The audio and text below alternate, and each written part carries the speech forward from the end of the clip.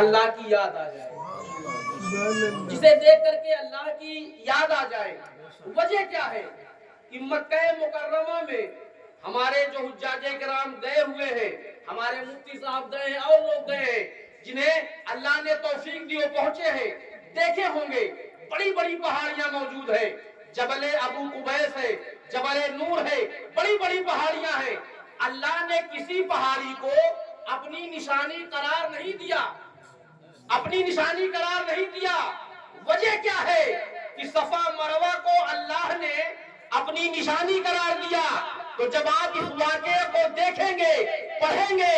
علماء سے سنیں گے تو معلوم ہوگا کہ اس صفا اور مروہ کو اللہ کی ایک محبوب بندی حضرت حاجرہ سے نسبت حاصل ہے۔ نعرہ تکبیر، نعرہ رسالت، حجاج کرام زندہ باد۔ اللہ کی ایک محبوب بندی حضرت حاجرہ سے نسبت حاصل ہے، اور جس چیز کو اللہ کے محبوب بندوں سے نسبت ہو جاتی ہے اللہ اسے اپنی نشانی قرار دیتا ہے۔ اب صفا اور مروہ آج نہیں، کل نہیں، صبح قیامت تک اللہ کی نشانی رہے گی۔ اور کس لیے حضرات محترم؟ اس لیے کہ اسے اللہ کی ایک محبوب بندی سے نسبت حاصل ہے۔ تو سوچیں جب اللہ کے ایک محبوب بندی نے کیا کیا، صفا سے مروہ کی جانب، مروہ سے صفا کی جانب صحیح کی۔ واقعہ آپ نے سنا ہوگا، واقعہ بیان کرنا مقصود نہیں ہے، لیکن دیکھیں آپ کہ اللہ تبارک و تعالیٰ کو یہ ادا اتنی محبوب لگ گئی، اتنی محبوب لگ گئی کہ صبح قیامت تک جتنے حجاج کسی کونے سے جائیں گے، کسی ملک سے جائیں گے، کسی علاقے سے جائیں گے، ان کے لیے یہ لازم قرار دے دیا گیا ہے، اے حاجیوں جب مکہ تم حج کے ایام میں آؤ، حج کے ارکان کو ادا کرنے آؤ، تو تمہارے لیے ضروری یہ ہے کہ تم صفا مروہ کی صحیح کرو، تم میرے محبوب بندی کی سنت پر عمل کرو، یہ تمہارے لیے لازم اور ضروری قرار دیا گیا ہے، لازم اور ضروری قرار دیا گیا ہے۔ اور ہمارے حضرات گرامی مفتی صاحب بیٹھے ہیں، یہ جانتے ہیں حضرات گرامی کتاب احادیث کریمہ میں تمام جگہ جگہ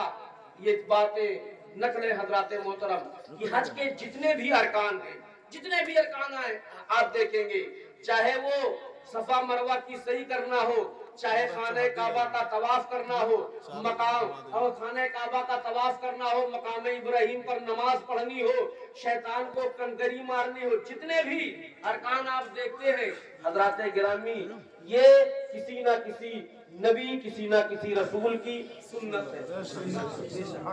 کسی نہ کسی نبی، کسی نہ کسی رسول کی سنت ہے، جو آج امت مسلمہ کے لیے حضرات گرامی فرض قرار دیا گیا ہے کہ تم جب حج کرنے کے لیے جاؤ تو جب تک اس ارکان کو تم نہیں کرو گے، نبی کی سنتوں پر عمل نہیں کرو گے، تمہارا حج مکمل نہیں ہوگا۔ پورا حج انبیاء کرام علیہم السلام کی سنتوں پر عمل پیرا ہونے کا نام ہے۔ آج جتنے بھی حجاج جائیں گے حضرات گرامی وہ ان تمام ارکان کو ادا کریں گے، اور جب یہ ارکان مکمل ہو جائے گا انشاءاللہ ان کا حج مقبول ہو جائے گا۔ آخری بات، وقت بہت زیادہ ہو چکا ہے حضرات گرامی، تفصیلی گفتگو کا وقت نہیں ہے، ورنہ مفتی صاحب بھی کچھ دیر بولتے اور میں بھی کچھ دیر بولتا۔ آخری بات، تمام ارکان ادا کرنے کے بعد بھی کوئی بھی حاجی یہ دعویٰ نہیں کر سکتا کہ میں نے صفا مروہ کی صحیح کی، میں نے خانہ کعبہ کا طواف کیا، میں نے قربانی پیش کی، میں مقام عرفات میں گیا، اب میرا حج مقبول ہو گیا، کوئی دعویٰ نہیں کر سکتا ہے۔ لیکن آؤ پیارے آقا سرور کونین صلی اللہ تعالیٰ علیہ وآلہ وسلم کا ارشاد گرامی ہے، پیارے آقا فرماتے ہیں من زار قبری وجبت لہو شفاعتی، کہ تم ان تمام ارکان کو کر رہے ہو، پیارے آقا کا فرمان ہے کہ جو میری قبر انور کی زیارت शफाअत करेगा मैं उसकी शफाअत कराऊंगा, मैं उसकी शफाअत कराऊंगा। हजराते मोहतरम, हज तो वहां होता है, लेकिन मकबूलियत की जो सनद मिलती है वो बारगाह रसूल से मिलती है।